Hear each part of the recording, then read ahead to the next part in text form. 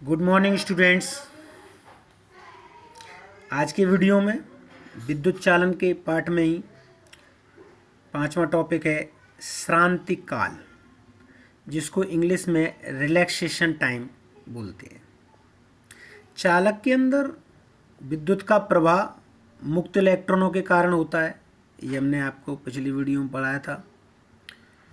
तो मुक्त इलेक्ट्रॉन की दो क्रमागत या लगातार टक्करों के बीच लगे समय को श्रांति काल कहते हैं। यानी कि दो लगातार टक्करों के बीच में जो समय लगता है उसको हम श्रांति काल कहते हैं। इसे टाउ से दिखाते हैं और इसका मान जो होता है वो 10⁻⁻14 सेकंड होता है, यानी काफ़ी कम होता है। मुक्त इलेक्ट्रॉन की चालक के अंदर रैंडम मोशन 10⁵5 मीटर प्रति सेकंड की होती है, यानी बहुत ज़्यादा तेज। इसी में छठवां टॉपिक लेते हैं, मुक्त इलेक्ट्रॉन का अनुगमन वेग या अपवाह वेग, या इंग्लिश में इसको बोलते हैं ड्रिफ्ट वेलोसिटी। तो ये चालक है।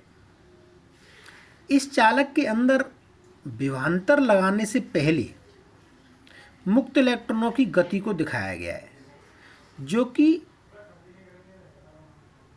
चालक के अंदर तितर वितर गति कर रहे हैं, यानी इधर उधर भाग रहे हैं, जिसे इंग्लिश में रैंडम मोशन बोलते हैं।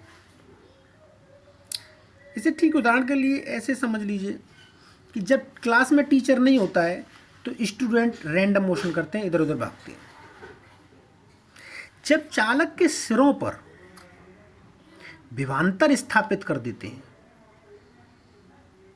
तो विभवांतर स्थापित करने के बाद चालक के अंदर जो वैद्युत क्षेत्र पैदा होता है, उस वैद्युत क्षेत्र के विपरीत दिशा में ये इलेक्ट्रॉन एक निश्चित वेग से चलने लगते हैं। इस निश्चित वेग को ही अनुगमन वेग कहते हैं। तो ये विभवांतर लगाने से पहले की स्थिति है और ये विभवांतर लगाने के बाद मुक्त इलेक्ट्रॉनों की गति है। इसे परिभाषा के तौर पे मैं बोलता हूँ कि चालक के सिरों पर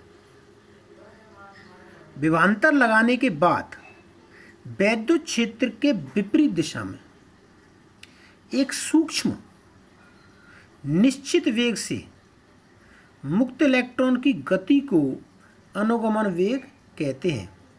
इसे वीडी से दिखाते हैं। इसका मान 10⁻⁻4 मीटर प्रति सेकंड होता है। इसका मान कम इसलिए होता है क्योंकि वैद्युत क्षेत्र के प्रभाव के कारण जो वैद्युत क्षेत्र स्थापित हो जाता है विभवांतर लगाने के बाद, जो वैद्युत क्षेत्र स्थापित हो जाता है उसकी वजह से, उसके कारण मुक्त इलेक्ट्रॉन का जो विस्थापन है अत्यंत सूक्ष्म होता है, बहुत कम होता है। इसलिए ड्रिफ्ट वेलोसिटी का मान 10⁻⁻4 मीटर प्रति सेकंड होता है, जबकि रैंडम मोशन का मान 10⁻+5 मीटर पर सेकंड होता है। तब यहाँ पर हम सातवें टॉपिक में पढ़ते हैं कि विद्युत धारा और अनुगमन वेग में संबंध। ये पेपर में बहुत ज़्यादा निकालने के लिए आता है, बहुत इम्पोर्टेंट है, इसे थोड़ा ध्यान से समझिए। ये एक चालक है जिस पर हमने बैटरी लगा दी है, मतलब विभवांतर स्थापित कर दिया है, और इसमें जो वैद्युत क्षेत्र स्थापित हो गया है जिसकी दिशा ये है। वैद्युत क्षेत्र के विपरीत दिशा में इलेक्ट्रॉन अनुगमन वेग से गति कर रहे हैं। तब चालक की लंबाई बराबर L, चालक का अनुप्रस्थ क्षेत्रफल बराबर A। अनुप्रस्थ क्षेत्रफल का मतलब यहाँ पर क्रॉस सेक्शनल एरिया। चालक के एकांक आयतन में इलेक्ट्रॉन बराबर n, यानी प्रत्येकांक आयतन में इलेक्ट्रॉनों की संख्या स्मॉल n। तो चालक में कुल मुक्त इलेक्ट्रॉन कितने हुए? एकांक आयतन में इलेक्ट्रॉनों की संख्या गुणा कुल आयतन, मतलब कुल इलेक्ट्रॉन बराबर NaL। तो कुल आवेश बराबर होता है n गुणा मतलब कुल आवेश, कुल मुक्त इलेक्ट्रॉनों की संख्या, मतलब Q बराबर NE वाला जो सूत्र है वो यहाँ अप्लाई हो रहा है।